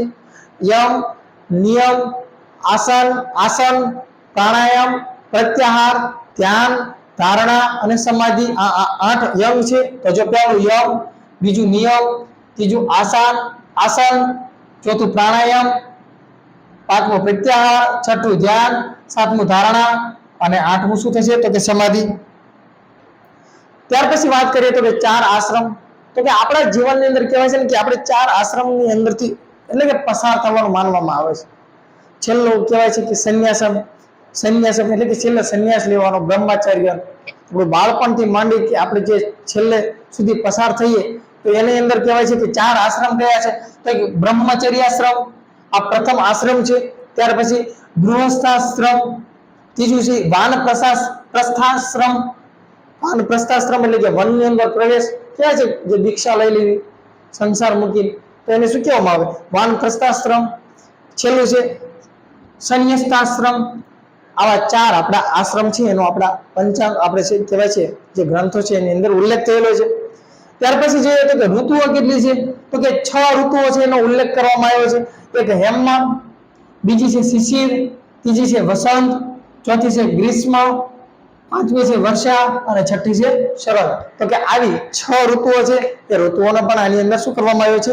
ઉલ્લેખ કરવામાં આવેલો છે.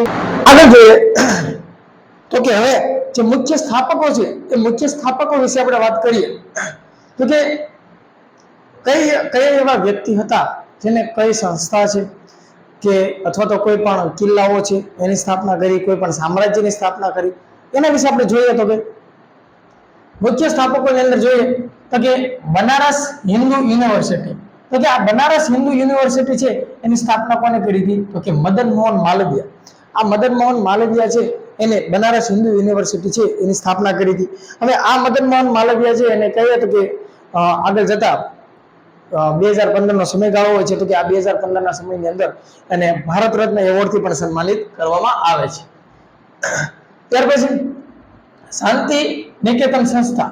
આ જે શાંતિ નિકેતન સંસ્થા છે એની સ્થાપના આપણે રવિન્દ્રનાથ ટાગોરે કરી હતી. ભાઈ આ રવિન્દ્રનાથ ટાગોર છે આપણને ખ્યાલ છે, આપણે આગળ પણ ચર્ચા કરેલી છે કે આ રવિન્દ્રનાથ ટાગોરે છે એમને ભારતનું જે રાષ્ટ્ર ગીત છે રાષ્ટ્રગાન જન ગણ મન એની રચના કરેલી. ત્યારબાદ જે બાંગ્લાદેશ છે તો કે બાંગ્લાદેશનું પણ રાષ્ટ્રગાન છે અમાર સોનાર બાંગ્લા, તો એની સ્થાપના એની રચના આ રવિન્દ્રનાથ ટાગોરે કરેલી છે. પછી હંગરી સ્ટોન નામનું જે પુસ્તક છે ભૂખ્યા પત્તરો, એ પુસ્તક પણ આ રવિન્દ્રનાથ ટાગોરનું છે. ત્યાર પછી ખાલસા પંથ. તો કે આ ખાલસા પંથ છે એની સ્થાપના કોને કરી હતી તો કે ગુરુ ગોવિંદસિંહ. આ ગુરુ ગોવિંદસિંહે ખાલસા પંથ છે એની સ્થાપના કરી હતી. તો કે જે શીખો છે શીખો એની અંદર ગુરુ ગોવિંદસિંહ છે, અર્જુન દેવ, આવા જે એમના ગુરુઓ થઈ ગયા. તો કે આ ખાલસા પંથ છે, ખાલસા પંથ એની સ્થાપના ગુરુ ગોવિંદસિંહે કરેલી. ત્યાર પછી પવનાર આશ્રમ. આ પવનાર આશ્રમ છે એની સ્થાપના વિનોબા ભાવે કરેલી. ભાવે કરેલી. તો કે વિનોબા ભાવે વિશે આપણે જાણીએ છીએ કે વિનોબા ભાવે છે એને ગાંધીજી સાથે રહી અને ઘણી બધી પ્રવૃત્તિઓ કરેલી. ગાંધીજીએ જે કંઈ સત્યાગ્રહ કર્યા એ સત્યાગ્રહની અંદર આ વિનોબા ભાવે છે એને પોતાનો પૂરો સાથ અને સહકાર આપેલો. ત્યાર પછી જોઈએ તો કે પોંડિચેરી આશ્રમ. આ પોંડિચેરી આશ્રમ છે એની રચના એની સ્થાપના કહીએ અરવિંદ ઘોષે કરી. ત્યાર પછી જોઈએ તો કે આ ન્યાય દર્શન. હવે ન્યાય દર્શન કહેવાય તો કે એની રચના આપી. ન્યાય દર્શન એક પુસ્તક છે. આ ન્યાય દર્શન જે પુસ્તક છે એની રચના કહીએ તો કે ગૌતમ મહર્ષિ. આ ગૌતમ મહર્ષિએ ન્યાય દર્શન પુસ્તક છે એની રચના કરી હતી. ત્યાર પછી જોઈએ તો કે આનંદ વન. આ આનંદ વન છે એની સ્થાપના એની રચના જે કહીએ તો કે બાબા સાહેબ આમટે છે એને આ આનંદ વન છે એની રચના કરેલી. ત્યાર પછી સુવર્ણ મંદિર. આ પંજાબની અંદર કહેવાય અમૃતસર, અને અમૃતસર છે એની અંદર સુવર્ણ મંદિર આવેલું છે. તો કે આ સુવર્ણ મંદિર બનાવનાર કોણ હતા તો કે શીખોના શીખો છે એમના ગુરુ હતા. અને એમના ગુરુમાંના એક ગુરુ એટલે કે ગુરુ અર્જુન દેવ. આ ગુરુ અર્જુન દેવ છે એને આ સુવર્ણ મંદિર છે એની રચના કરેલી હતી. ત્યાર પછી ભૂદાન પ્રણેતા. તો કે ભૂદાન પ્રણેતા છે એના વ્યક્તિ કોઈ હોય તો કે વિનોબા ભાવે. આગળ આપણે જોઈએ કે ગાંધીજી સાથે રહી અને ઘણા બધા કહેવાય છે સત્યાગ્રહ કરવાની અંદર આ વિનોબા ભાવે પોતાના તન મનથી પોતે સાથ આપેલો. તો કે ભૂદાન પ્રણેતા ભૂદાન એટલે કે જમીનના દાન માટે એના જો કોઈ પ્રણેતા હોય તો એ વિનોબા ભાવે હતા. પછી સંસ્કૃતની અંદર વ્યાકરણ ગ્રંથ, તો કે વ્યાકરણ ગ્રંથના કોઈ સંસ્કૃતના વ્યાકરણ ગ્રંથના કોઈ પ્રણેતા પિતા કહેવામાં આવતા હોય તો પાણીની છે, મહર્ષિ પાણીની. ત્યાર પછી સત્યાગ્રહ આશ્રમ. આ સત્યાગ્રહ આશ્રમ સ્થાપનાર કોણ? ગાંધીજી. એ ગાંધીજી કહેવાય સત્યાગ્રહ આશ્રમ છે, કોચરબ આશ્રમ છે, એની સ્થાપના કરેલી. પછી ત્યાર પછી જોઈએ તો કે અમદાવાદની અંદર ગુજરાત વિદ્યાપીઠ, આ ગુજરાત વિદ્યાપીઠ છે એની સ્થાપના પણ ગાંધીજીએ કરેલી 1948ની સાલની અંદર. તો કે આ બધી જે રચના છે સ્થાપના કોને કરેલી? ગાંધીજીએ કરેલી. ત્યાર પછી બૌદ્ધ ધર્મ, તો કે બૌદ્ધ ધર્મ છે એની રચના કરનાર કોઈ સ્થાપના કરનાર હોય તો કોણ હતા? તો કે ગૌતમ બુદ્ધ હતા. આ બુદ્ધ ભગવાને બૌદ્ધ ધર્મની સ્થાપના કરી હતી. ભાઈ બુદ્ધ ભગવાન છે એ પોતે એમનું મૂળ નામ શું હતું? તો કે સિદ્ધાર્થ હતું. સિદ્ધાર્થ એમનું મૂળ નામ હતું. સાબરમતી આશ્રમ, આવા સાબરમતી આશ્રમ છે એની રચના એની સ્થાપના કોને? તો કે એની રચના એની સ્થાપના એ પણ ગાંધીજીએ કરેલી, મહાત્મા ગાંધીએ. ત્યાર પછી દાંડીકૂચ છે એના પ્રણેતા, તો કે દાંડીકૂચ આપણને ખ્યાલ છે 1930 ના સમયની અંદર દાંડીકૂચ થયેલી. તો કે આ દાંડીકૂચ થઈ, તો કે દાંડીકૂચના પ્રણેતા કોણ હતા? તો કે ગાંધીજી. ગાંધીજીએ પોતાની સાથે કહેવાય 78 સાથીઓ રાખી અને દાંડીકૂચ કરેલી. તો એની અંદર દાંડીકૂચ છે એની અંદર કહેવાય છે તો કે પાછળથી અન્ય લોકો પણ જોડાયા હતા અને એમાં સરદાર વલ્લભભાઈ પટેલ છે એમની ધરપકડ કરી લેવામાં આવી હતી. તો કે રાસ નામના ગામ છે ત્યાંથી સરદાર વલ્લભભાઈ પટેલ છે એમની ધરપકડ કરવામાં આવી હતી. પછી અસલાલી નામનું ગામ છે, તો કે અસલાલી નામનું જે ગામ છે ત્યાં કણે આજે દાંડીકૂચ કરતા દરેક વ્યક્તિ ગાંધીજી સાથે જે કઈ લોકો હતા એ બધા લોકોએ પ્રથમ જો રાત્રિ નિવાસ કર્યો હોય તો કે અસલાલી ગામની અંદર કરેલો. આગળ જતા આ દાંડીકૂચની અંદર ગાંધીજી છે એની પણ ધરપકડ કરી લેવામાં આવી હતી. તો કે ગાંધીજી છે એની ધરપકડ કરાડી નામનું ગામ હતું, તો એ કરાડી નામના ગામથી ગાંધીજીની ધરપકડ કરી લેવામાં આવેલી. પણ છતાં આગળ જતા બને છે એવું કે ગાંધીજી છે પોતે નવસારીની અંદર દાંડી સુધી પહોંચી જાય છે અને દાંડી સુધી પહોંચી પોતે ચપટી મીઠું ઉપાડી અને બોલે છે કે આજથી હું આ બ્રિટિશ સામ્રાજ્યના ઇમારતની અંદર હું લૂણો લગાડું છું અને નમક એટલે કે મીઠાનો જે કાયદો હતો એનો કાનૂન હતો એનો ભંગ કરી દીધો, એવી ઉક્તિ ગાંધીજી પોતે બોલે છે. જૈન ધર્મના વાસ્તવિક સ્થાપક, તો કે જૈન ધર્મની અંદર વાસ્તવિક સ્થાપક હોય તો કે મહાવીર સ્વામી. હવે જૈન ધર્મ છે આ જૈન ધર્મની અંદર 24 તીર્થકરો થઈ ગયા અને ખ્યાલ છે પ્રથમ તીર્થકર એટલે કે ઋષભદેવ આદિનાથ. પછી 22મા તીર્થકર તો કે નેમિનાથ અને 24મા તીર્થકર એટલે કે આપણે ભગવાન મહાવીર સ્વામી. તો કે 24 તીર્થકર થઈ ગયા જૈન ધર્મની અંદર. તો કે એમાં જો વાસ્તવિક જૈન ધર્મના કોઈ સ્થાપક હોય તો એ મહાવીર સ્વામી હતા. અને આ મહાવીર સ્વામી એ કહેવાય છે ને જૈન ધર્મની અંદર આખા જૈન ધર્મની જો વાસ્તવિક સ્થાપના કરી હોય તો મહાવીર સ્વામી. અને જૈન ધર્મના 863 જેટલા કહેવાય દેરાસર આપણે પાલિતાણાની અંદર શેત્રુંજય પર્વત છે ત્યાં કણે આવેલા છે, એટલે 863 જેટલા જૈન દેરાસરો છે. પછી તક્ષશિલા યુનિવર્સિટી, ભાઈ આ તક્ષશિલા યુનિવર્સિટી છે એની સ્થાપના એની રચના કોઈ કરી હોય તો એ બૌદ્ધ સાધુએ કરેલી. આ બૌદ્ધ સાધુઓ છે એને તક્ષશિલા યુનિવર્સિટી છે એની સ્થાપના કરી. ત્યાર પછી જો કહીએ તો કે નાલંદા જે યુનિવર્સિટી છે એની સ્થાપના કોને કરી? તો કુમારગુપ્તે કરેલી. અને વિક્રમશિલા જે વિદ્યાપીઠ છે એની સ્થાપના કોને કરી? તો કે ધર્મપાલે કરેલી. અને વલ્લભી વિદ્યાપીઠ છે એની સ્થાપના કોને કરેલી? તો કે ધર્ષેને કરેલી. જોઈએ તક્ષશિલા યુનિવર્સિટી તો કે બૌદ્ધ સાધુ, નાલંદા યુનિવર્સિટી તો કે નાલંદા યુનિવર્સિટી છે એની રચના કુમારગુપ્તે કરેલી. ત્યાર પછી વલ્લભી વિદ્યાપીઠ તો કે મૈત્રક વંશ આવી ગયો 470 નો સમયગાળો. તો એ સમયે મૈત્રક વંશની અંદર રાજા ધર્ષેન, તો કે આ ધર્ષેન છે એને કહેવાય છે વલ્લભી વિદ્યાપીઠ છે એની રચના કરાવેલી. ત્યાર પછી વિક્રમશિલા વિદ્યાપીઠ, તો કે આ વિક્રમશિલા વિદ્યાપીઠ છે એની રચના ધર્મપાલે કરાવેલી. ધર્મપાલ નામના વ્યક્તિએ વિક્રમશિલા વિદ્યાપીઠ છે એની રચના એની સ્થાપના કરેલી. ત્યાર પછી બૃહદેશ્વરનું મંદિર છે, ભાઈ આ બૃહદેશ્વરનું મંદિર થંજાવુર ખાતે આવેલું છે. તો કે એમાં ચોલ વંશનો રાજવી રાજરાજ ચોલ એને આ બૃહદેશ્વરનું મંદિર છે એની રચના કરાવેલી. તો કે બૃહદેશ્વરનું મંદિર રાજરાજ ચોલે એને બૃહદેશ્વરનું મંદિર છે એનું નિર્માણ કરાવેલું. ત્યાર પછી જોઈએ તો કે ગુલામ વંશ, આ ગુલામ વંશ છે એની રચના કુતબુદ્દીન એબક, કુતબુદ્દીન એબકે ગુલામ વંશ એની સ્થાપના કરેલી.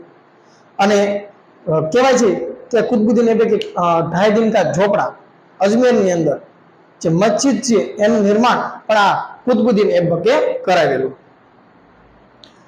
ત્યાર પછી જોઈએ તો કે ફિરોઝશાહ કોટલા. તો આ ફિરોઝશાહ કોટલાનો કિલ્લો છે. ફિરોઝશાહ કોટલાનો જે કિલ્લો છે તો આ ફિરોઝશાહ કોટલા એનો કિલ્લો છે, એનું નિર્માણ ફિરોઝશાહ તુગલક, આ ફિરોઝશાહ તુગલક છે એ પોતે નિર્માણ કરાવેલું.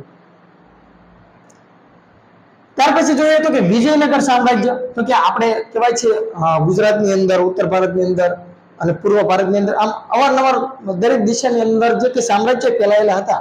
તો કે દક્ષિણ ભારતની અંદર પણ કહેવાય તો કે કર્ણાટક રાજ્યની આજુબાજુનો જે વિસ્તાર ત્યાં કારણે પણ કહેવાય તો કે સામ્રાજ્ય એક ફેલાયેલું હતું, જેમાં રાજા આપણે ખ્યાલ છે રાજા વિજય આપણે જોયેલું છે, અને એની સામ્રાજ્યની અંદર કહેવાય તેલાની રામા નામનો એક મહાન પંડિત પણ થઈ ગયો. તો કે જે વિજયનગર સામ્રાજ્ય છે, વિજયનગર સામ્રાજ્ય એની જે રચના કરી હોય, એની જે શરૂઆત કરી હોય તો કે હરિરાવ અને બુક્કારાવ, હરિહર રાય અને બુક્કારાય નામના જે બે વ્યક્તિ હતા, આ બંને વ્યક્તિઓ થઈ આ વિજયનગર સામ્રાજ્ય છે એની રચના કરેલી. ત્યાર પછી હૈદરાબાદની અંદર કહેવાય તો કે 4 મિનાર આવેલા છે. આ હૈદરાબાદની અંદર જે 4 મિનાર આવેલા છે એ 4 મિનાર છે એનું નિર્માણ કાર્ય કોને કરાવેલું તો કે કુલી કુતુબ શાહી. હૈદરાબાદની અંદર જે 4 મિનાર આવેલા છે તો કે આ 4 મિનારની અંદર એની જે રચના છે એની શરૂઆત કોને કરાવી તો કે કુલી કુતુબ શાહે કરાવી. ત્યાર પછી જોઈએ તો કે બાલાજી મંદિર. હવે આ બાલાજી મંદિર છે તો કે બાલાજી મંદિર છે એની રચના રામાનુજાચાર્ય કરે. બાલાજી મંદિર આપણને ખબર છે, ખ્યાલ છે કે સૌથી ધનિક મંદિર છે, વધારે પડતી ધન સંપત્તિ ધરાવવું એવું કોઈ મંદિર હોય તો એ બાલાજી મંદિર છે. હવે આ બાલાજી મંદિર છે એની રચના કોને કરાવેલી તો કે રામાનુજાચાર્ય છે તેને કરાવેલી. ત્યાર પછી કયો એવો કહેવાય છે અદ્વૈતવાદ, વિશિષ્ટવાદ, દ્વૈતવાદ, પુષ્ટિ માર્ગ. તો કે આ સંપ્રદાય છે એની કહેવાય છે શરૂઆત કોને કરાવી તો કે અદ્વૈતવાદ કી. તો કે આ અદ્વૈતવાદ છે એની શરૂઆત શંકરાચાર્યએ કરેલી. અદ્વૈતવાદ છે એની શરૂઆત કોને કરેલી શંકરાચાર્યએ કરેલી. ત્યારબાદ વિશિષ્ટવાદ છે તો કે આ વિશિષ્ટવાદ છે એની શરૂઆત રામાનુજાચાર્યએ કરી હતી. રામાનુજાચાર્ય છે એને શું કર્યું તો કે વિશિષ્ટવાદ છે એની શરૂઆત કરી, જ્યારે શંકરાચાર્ય છે એને અદ્વૈતવાદ છે એની શરૂઆત કરી. પછી એમાંનો એક દ્વૈતવાદ તો કે આ દ્વૈતવાદ છે એની શરૂઆત નિંબાકાર્ય છે. આ નિંબાકાર્ય દ્વૈતવાદ છે એની શરૂઆત કરી. ત્યાર પછી પુષ્ટિ માર્ગ. તો પુષ્ટિ માર્ગ છે એની શરૂઆત વલ્લભાચાર્યએ કરેલી. વલ્લભાચાર્ય છે એને શું કર્યું તો કે પુષ્ટિ માર્ગ છે એની શરૂઆત કરાવી.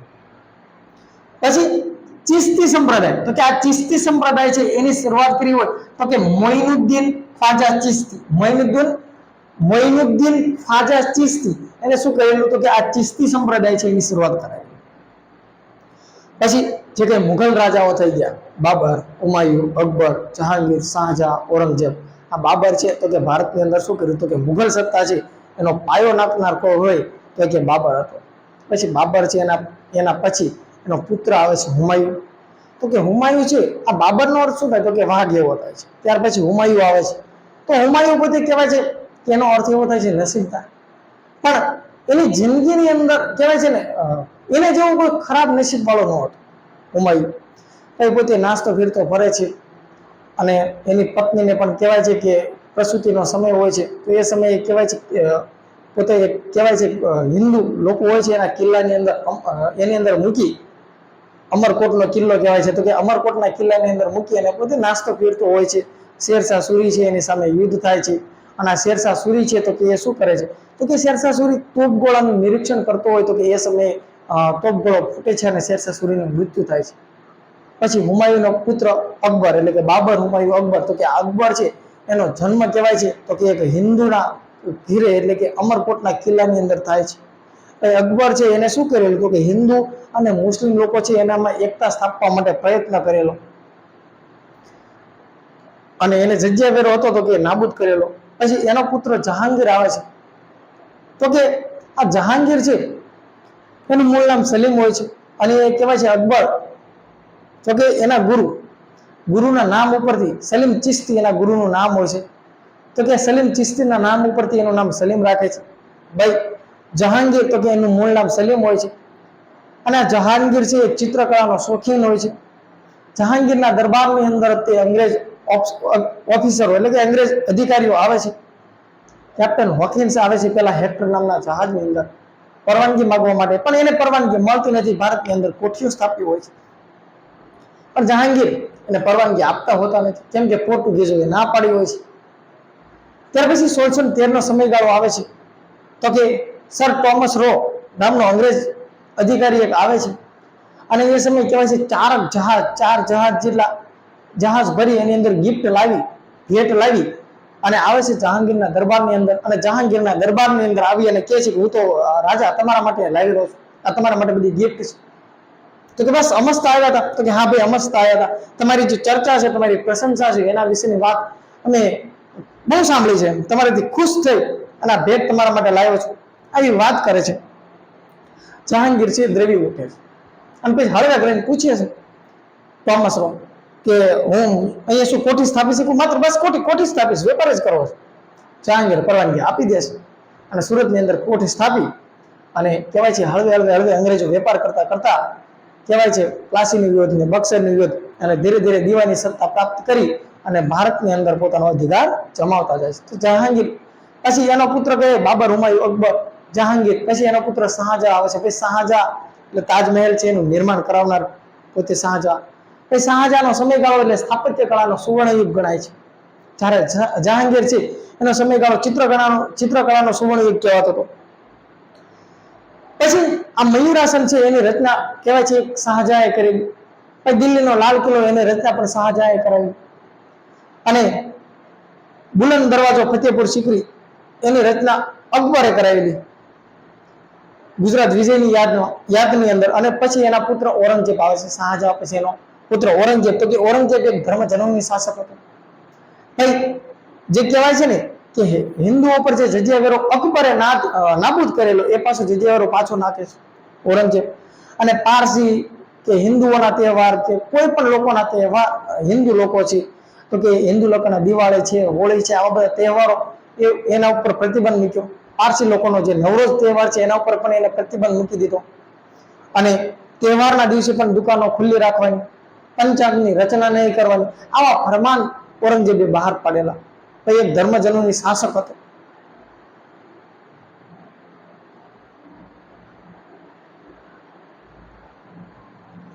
ત્યારબાદ તો કે આ ઇલાહી ધર્મ છે એની રચના કોને કરાવી? અકબરે. જજિયાવેરો નાબૂદ કરનાર અકબર, અને પાછો જજિયાવેરો નાખનાર તો કે ઔરંગઝેબ. ત્યાર પછી જોયું હતું કે ન્યાય માટે જો સોનાની સાંકળ કોઈના દરબારની અંદર હોય તો એ જહાંગીરના દરબારની અંદર ન્યાય માટે એક સોનાની સાંકળ હતી. ત્યાર પછી મયુરાસન, તો કે આ મયુરાસન છે એની રચના શાહજહાંએ કરાવેલી. દિલ્હી છે એનો લાલ કિલ્લો પણ કોને બનાવેલો? શાહજહાંએ બનાવેલો. પછી ભારતની અંદર કહેવાય હતું કે અંગ્રેજ સત્તા છે એની શરૂઆત કોને કરાવી હતી? તો કે રોબર્ટ ક્લાઇવે. આ રોબર્ટ ક્લાઇવ છે એને શું કર્યું હતું કે ભારતની અંદર અંગ્રેજ સત્તા છે એની સત્તાની શરૂઆત કરી. ભાઈ ભારતની અંદર રેલવે લાઈન છે, તાર ટપાલ છે, ઘણા બધા જે સુધારાઓ છે, તો કે એ સુધારા કરવા વાળો વ્યક્તિ કોણ? તો કે રેલવે લાઈન નખાવવા વાળો વ્યક્તિ, તાર લાઈન શરૂ કરવા વાળો વ્યક્તિ તો કે ડેલ હાઉસ. ટપાલ વ્યવસ્થા શરૂ કરાવનાર વ્યક્તિ કોઈ હોય ભારતની અંદર કે ટપાલ વ્યવસ્થા શરૂ કરી હોય તો એ પણ ડેલ હાઉસ. જ્યારે આપણને ખબર છે કે સતી પ્રથા ઉપર જે પ્રતિબંધ મૂક્યો એ વિલિયમ બેન્ટિંગના પ્રયત્ન, રાજારામ મોહન રાયે પ્રયત્ન કર્યા, અને એના ઉપર જો પ્રતિબંધ મૂકનાર કોઈ વ્યક્તિ હોય તો કે વિલિયમ બેન્ટિક હતો. હવે આપણે જે કંઈ જોઈ રહ્યા છીએ આગળ, તો એ શું જોઈશું? તો કે ભારત રત્ન. ભાઈ ભારત રત્ન છે એ ભારતની અંદર સૌથી શ્રેષ્ઠ જો કોઈ એવોર્ડ માનવામાં આવતો હોય તો કે ભારત રત્ન આપે છે. પછી પદ્મ વિભૂષણ, પદ્મભૂષણ, પદ્મશ્રી, તો કે આ ભાઈ ભારત રત્ન આપવાની શરૂઆત 1954 થી થઈ હતી. ભારત રત્ન છે એ કોના દ્વારા આપવામાં આવે છે? તો કે રાષ્ટ્રપતિ દ્વારા આપવામાં આવે છે. 26મી જાન્યુઆરીના દિવસે શું કરે છે? તો કે રાષ્ટ્રપતિ જે નામાંકિત થયેલા જે લોકો હોય એને ભારત રત્ન છે, પદ્મ વિભૂષણ છે, પદ્મભૂષણ છે, પદ્મશ્રી છે, આવા એવોર્ડ આપે છે. ભારત રત્ન 1954 ના સમયથી આપવામાં આવે છે, પણ કહેવાય છે કે 1977, 88, 80 આજુબાજુનો સમયગાળો હોય છે. તો એ સમયે કહેવાય છે કે મોરારજી દેસાઈનું શાસન હોય છે, એ સમયે ભારત રત્ન છે એ બંધ કરવામાં આવ્યો હતો, અને પાછો 1980 નો સમયગાળો આવે છે. તો કે 1980 ના સમયગાળાની અંદર પાછો આ ભારત રત્ન આપવાની શરૂઆત થઈ હતી. અને ભારત રત્ન આપવાની શરૂઆત થાય છે તો કે સૌથી પહેલા 1980 ની અંદર મધર ટેરેસા છે તો કે એને ભારત રત્ન 1980 ના સમયગાળાની અંદર આપવામાં આવે છે મધર ટેરેસા. 1975 પછી કહેવાય છે 77, 78, 79 એ સમયગાળાની અંદર ભારત રત્ન બંધ થઈ ગયો હોય છે આ સમયગાળાની અંદર, અને 1980 નો સમયગાળો હોય છે તો પાછો ભારત રત્ન આપવામાં આવે છે, અને ત્યારબાદ ભારત રત્ન આપવાની શરૂઆત થાય છે. તો પ્રથમ ભારત રત્ન આ મધર ટેરેસા છે પોતે પ્રાપ્ત કરે છે. હવે ભારત રત્ન તો કે 1954 ની અંદર એની શરૂઆત થઈ. તો કે સૌ પ્રથમ ભારત રત્ન જે કોઈ મેળવનાર કોઈ વ્યક્તિ હોય તો આપણને ખ્યાલ છે સર્વપલ્લી રાધાકૃષ્ણ. આ સર્વપલ્લી રાધાકૃષ્ણ કહેવાય છે કે ભારતના ઉપરાષ્ટ્રપતિ પણ રહી ચૂક્યા છે અને ભારતના રાષ્ટ્રપતિ પણ રહી ચૂક્યા છે. આ સર્વપલ્લી રાધાકૃષ્ણ એની યાદની અંદર આપણે કહેવાય તો કે 5 સપ્ટેમ્બર એ શિક્ષક દિવસ તરીકે ઉજવીએ છીએ. તો કે આ ડોક્ટર સર્વપલ્લી રાધાકૃષ્ણ છે એને સૌપ્રથમ 1954 ની અંદર ભારત રત્ન મળ્યો હતો. ત્યારબાદ 1954 ના સમયગાળાની અંદર ચક્રવર્તી રાજગોપાલાચારી છે અને ડોક્ટર વેંકટરામન. તો કે આ વેંકટરામન, સર્વપલ્લી રાધાકૃષ્ણ અને ચક્રવર્તી રાજગોપાલાચારી આ ત્રણ વ્યક્તિને 1954 ની અંદર ભારત રત્ન આપી એમને સન્માનિત કરવામાં આવ્યા હતા. ત્યાર પછી જોઈએ તો કે 1955, તો કે 1955 નો સમયગાળો આવે છે તો કે ભગવાનલાલ ડોક્ટર ભગવાનદાસ અને જવાહરલાલ નહેરુ આ બે વ્યક્તિઓને 1955 ના અંદર ભારત રત્નથી સન્માનિત કરવામાં આવે છે. ત્યાર પછી 1957, તો કે 1957 ની અંદર ગોવિંદ વલ્લભ પંત, આ ગોવિંદ વલ્લભ પંત છે એને ભારત રત્ન આપવામાં આવે છે. ત્યાર પછી 1958 ની અંદર તો કે ખોંડો કેશવ કરવો, આ ખોંડો કેશવ કરવા છે એને 1958 ની અંદર ભારત રત્ન આપવામાં આવે છે. ત્યાર પછી 1961, તો કે 1961 ની અંદર પુરુષોત્તમ દાસ ટંડન, આ પુરુષોત્તમ દાસ ટંડન છે એ પોતે ભારત રત્ન પ્રાપ્ત કરે છે.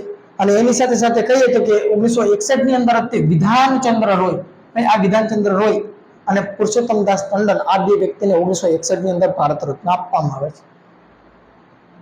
1962 ની અંદર આપણા ડોક્ટર રાજેન્દ્ર પ્રસાદ જે ભારતના પ્રથમ રાષ્ટ્રપતિ રહી ચૂકેલા, તો કે આ રાષ્ટ્રપતિ ડોક્ટર રાજેન્દ્ર પ્રસાદને 1962 ની અંદર ભારત રત્ન આપવામાં આવે છે.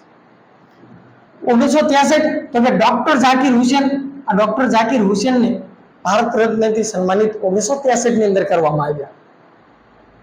ત્યાર પછી 1966 નો સમયગાળો આવે છે તો કે આ લાલ બહાદુર શાસ્ત્રી, આ લાલ બહાદુર શાસ્ત્રી છે એ પ્રથમ એવા વ્યક્તિ હતા કે મરણ ઉપરાંત ભારત રત્ન પ્રાપ્ત કરનાર, એટલે કે મૃત્યુ પામ્યા ત્યાર પછી જો એમને કોઈ ભારત રત્ન પ્રાપ્ત થયો હોય તો એ લાલ બહાદુર શાસ્ત્રી, અને એ સમયગાળો હતો 1966. એમના મૃત્યુ પછી એમને ભારત રત્ન છે એ પ્રાપ્ત થયેલો.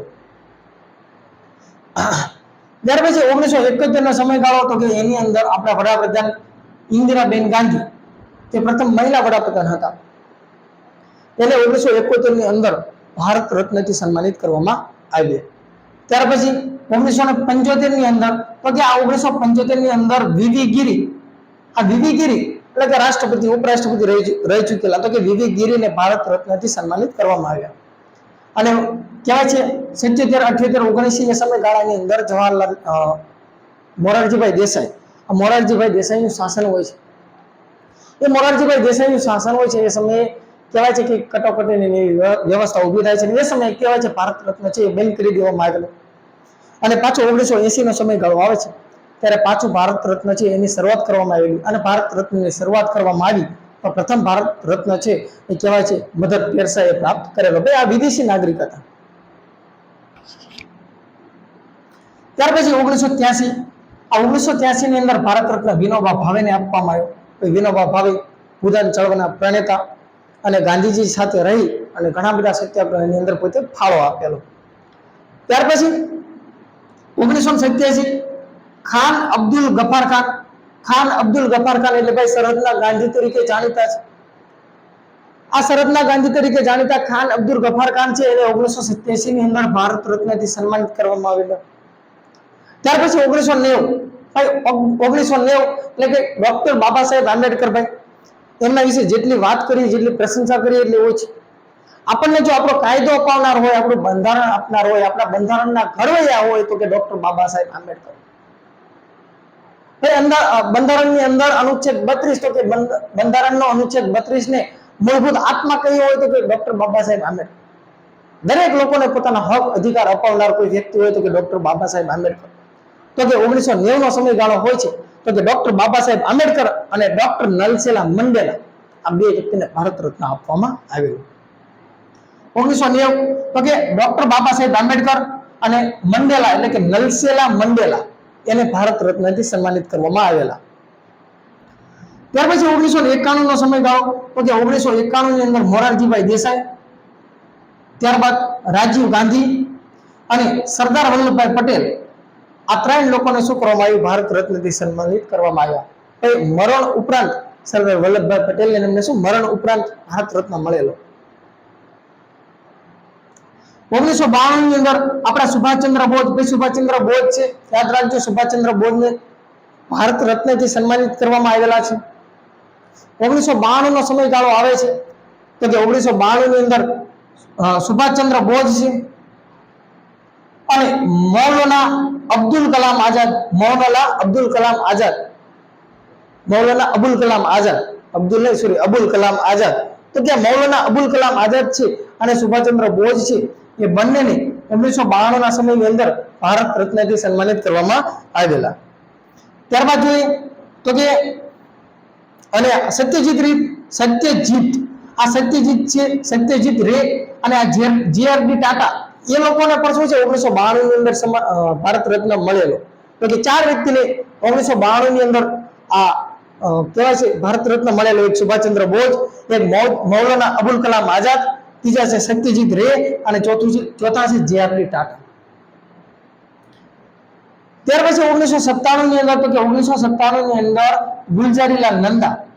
ગુલજારીલાલ નંદા છે એને ભારત રત્નથી સન્માનિત કરવામાં આવેલા. ત્યારબાદ 1998 તો કે 1998 ની અંદર આપણે કહેવાય એપીજે અબ્દુલ કલામ, આ એપીજે અબ્દુલ કલામ જે આપણા રાષ્ટ્રપતિ, અવિવાહિત રાષ્ટ્રપતિ કોઈ હોય તો એપીજે અબ્દુલ કલામ તો કે 1998 ના સમયની અંદર આ એપીજે અબ્દુલ કલામ છે એને ભારત રત્નથી સન્માનિત કરવામાં આવેલા. 1999 તો કે 1999 ની અંદર જયપ્રકાશ નારાયણને ભારત રત્નથી સન્માનિત કર્યા. અને જયપ્રકાશ નારાયણ છે એની સાથે સાથે પંડિત રવિશંકર તો કે પંડિત રવિશંકર જે સંગીત માટે જાણીતા એમને પણ સન્માનિત કર્યા. ત્યારબાદ 2001 તો કે 2001 ની અંદર લતા મંગેશકર ભાઈ ગાયક, આ લતા મંગેશકરને ભારત રત્નથી સમર્પિત શું કહેવાય સન્માનિત કર્યા. ત્યાર પછી 2008 ની અંદર પંડિત ભીમસેન જોશી, આ પંડિત ભીમસેન જોશી છે એને ભારત રત્નથી સન્માનિત કર્યા. અને 2014 ની અંદર ક્રિકેટર રમતવીર સચિનભાઈ રમેશભાઈ તેંડુલકર એટલે સચિન રમેશ તેંડુલકર એને 2014 થી એક રમતવીરને ભારત રત્ન આપી અને એક સન્માનિત કર્યા. અને 2015 ની અંદર કહેવાય મદન મોહન માલવીયા, બનારસ હિન્દુ યુનિવર્સિટીને રચના કરનાર, તો કે આ મદન મોહન માલવીયાને 2015 ની અંદર ભારત રત્ન આપી અને એને સન્માનિત કરવામાં આવેલા. હવે આપણે આગળ કે દરેક વિવિધ દેશો છે તો કે આ વિવિધ દેશો છે એના રાષ્ટ્ર ચિહ્ન કેવા છે, કયા દેશનું શું રાષ્ટ્ર ચિહ્ન છે? એ દેશ તો ઘણા બધા છે પણ જે અમુક અગત્યના દેશ છે એના રાષ્ટ્ર ચિહ્ન કયા પ્રકારના છે, કેવા છે, તો એના વિશે આપણે ચર્ચા કરીએ. તો કે ભારતનું રાષ્ટ્ર ચિહ્ન હોય તો કે અશોક સ્તંભ, તો કે ચાર સિંહ વાળી આકૃતિ, તો કે આ ચાર સિંહ વાળી આકૃતિ અશોક સ્તંભ એ ભારતનું રાષ્ટ્ર ચિહ્ન છે.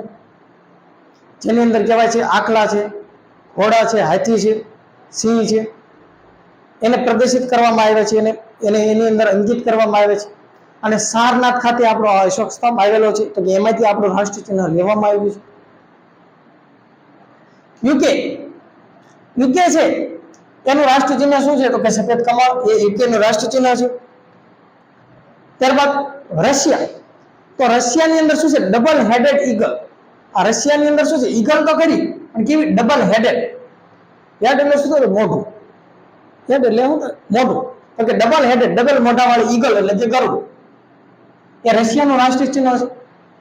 પાકિસ્તાનનું આપણને ખબર છે તારા સાથે ચંદ્ર, તો કે તુર્કીનું પણ શું છે તારા સાથે ચંદ્ર, તુર્કી એનું રાષ્ટ્રીય ચિહ્ન શું છે તો કે તારા સાથે ચંદ્ર એટલે કે તારો અને ચંદ્ર. ઇટાલીનું પણ શું છે તો કે ઇટાલી અને યુકે એ બંનેને શું છે રાષ્ટ્રીય ચિહ્ન એક સમાન સફેદ કમળ. જો યુકે ને પણ શું છે સફેદ કમળ છે ઇટાલીનું ચિહ્ન પણ શું છે તો કે સફેદ કમળ છે. ત્યાર પછી વાત કરીએ નોર્વે, તો નોર્વે છે એનું ચિહ્ન શું છે તો કે સી. નોર્વે છે એનું ચિહ્ન શું છે તો કે સી છે. ત્યાર પછી ઈરાન, તો કે ઈરાન છે એનું ગુલાબનું ફૂલ, આ ગુલાબનું ફૂલ એ ઈરાન છે એનું રાષ્ટ્રીય ચિહ્ન છે. બાંગ્લાદેશનું રાષ્ટ્રીય ચિહ્ન શું છે તો કે વોટર લીલી. વોટર લીલી એ બાંગ્લાદેશનું રાષ્ટ્રીય ચિહ્ન છે. કેનેડા, તો કે કેનેડાનું રાષ્ટ્રીય ચિહ્ન હોય તો એનું કંઈક નામ એવું છે મેપલ લીફ. આ મેપલ લીફ એ કેનેડાનું રાષ્ટ્રીય ચિહ્ન છે. ત્યાર પછી નેધરલેન્ડ, તો નેધરલેન્ડ છે એનું રાષ્ટ્રીય ચિહ્ન શું છે તો કે સી. આવું નવું ચિહ્ન કોણ હતું તો કે નોર્વે. નોર્વેને પણ શું છે સી, અને નેધરલેન્ડ છે એનું રાષ્ટ્રીય ચિહ્ન પણ શું છે તો કે સી. સ્પેન ને શું છે તો કે ઈગલ. ઈગલ એટલે કે ગરુડ. સમડી કહે તો કે સમડી, તો સ્પેન છે એનું ચિહ્ન શું છે ઈગલ. ઈગલ એટલે કે સમડી. ફ્રાન્સનું ચિહ્ન શું છે તો કે લીલી, એ ફ્રાન્સનું રાષ્ટ્રીય ચિહ્ન છે. ત્યાર પછી હવે વિવિધ સંસદ છે. દરેક દેશ છે પોતાની સંસદ હોય. ભારત છે તો કે ભારતની અંદર સંસદ કહેવામાં આવે છે. ઇઝરાયલ છે તો કે નેસેટ કહેવામાં આવે છે. તો આવા જે દરેક દેશો છે એની જે સંસદ છે કયા નામે? પાકિસ્તાન છે તો કે નેશનલ એસેમ્બલી કહેવામાં આવે છે. આવી દરેક દેશની જે સંસદ છે એ કયા નામે ઓળખાય છે એના વિશે આપણે જોઈએ, થોડું ચર્ચા કરીએ. તો કે સંસદ, વિવિધ દેશની સંસદો વિશે. તો કે ભારત છે, ભારતને શું કહેવામાં આવે છે? જે પાર્લામેન્ટ છે એને સંસદ કહેવામાં આવે છે. યુકે છે તો એની સંસદને શું કહેવામાં આવે છે તો કે પાર્લામેન્ટ કહેવામાં આવે છે. રશિયા છે તો કે રશિયા છે એની સંસદને શું કહેવામાં આવે છે તો કે ડ્યુમા કહેવામાં આવે છે. રશિયા છે એની સંસદને શું કહેવામાં આવે છે તો કે ડ્યુમા. એટલે કે પાકિસ્તાન છે તો કે પાકિસ્તાન છે એની સંસદને શું કહેવામાં આવે છે તો કે નેશનલ એસેમ્બલી. નેશનલ એસેમ્બલી એ પાકિસ્તાનની શું છે? સંસદ છે. ત્યાર પછી ઇઝરાયલ, તો કે ઇઝરાયલ છે એની સંસદ શું છે? એને શું કહેવામાં આવે છે તો કે નેસેટ. નેસેટ એ ઇઝરાયલ છે એની સંસદ છે.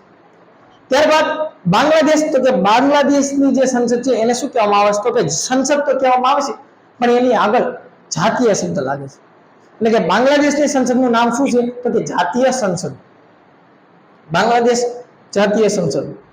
ત્યાર પછી પોલેન્ડ, તો કે પોલેન્ડ છે એની સંસદને શું કહેવામાં આવે છે તો કે સોજીમા. સોજીમા એ પોલેન્ડની સંસદ છે, સંસદનું નામ છે. અને ભૂતાન છે એની સંસદનું નામ શું છે તો કે સ્તોંગડુ. આ સ્તોંગડુ એ ભૂતાનની શું છે? સંસદ છે.